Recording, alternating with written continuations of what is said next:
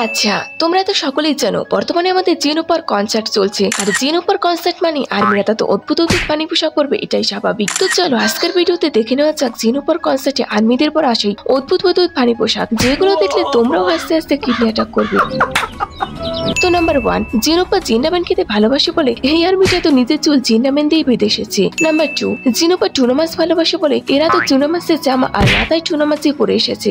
Number 3, এই আর্মিটা তো শুধু টুনা মাছের পোশাকই পরে আসেনি, বরং জামায় লিখে নিয়ে এসেছে ইউঙ্গি মেরিমি, মানে বেটি তো একজনে দুই পাখি মারতে চায়। নাম্বার 4, এই আর্মিটাকে দেখো, এই তো রানবিটে যে জিনোপার বানানো জাঙ্গকের জন্য সে ঐতিহাসিক পোশাকটা পরে চলে এসেছে।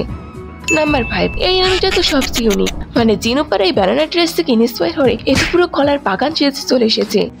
শুধু একটা কথাই ভাবছি, এরা এই অদ্ভুত পোশাক পরে লোকের সামনে দিয়ে হাঁটছে কেমনে। যাই হোক, যদি ভিডিওটা ভালো লাগে থাকে তাহলে প্লিজ ভিডিওটিতে একটা লাইক দিয়ে চ্যানেলটিকে সাবস্ক্রাইব করে দেবো। আর হ্যাঁ, কমেন্ট অবশ্যই জানিও এই ড্রেসগুলোর মধ্যে কোন ড্রেসটা তোমার কাছে সবচেয়ে বেশি ভালো লেগেছে।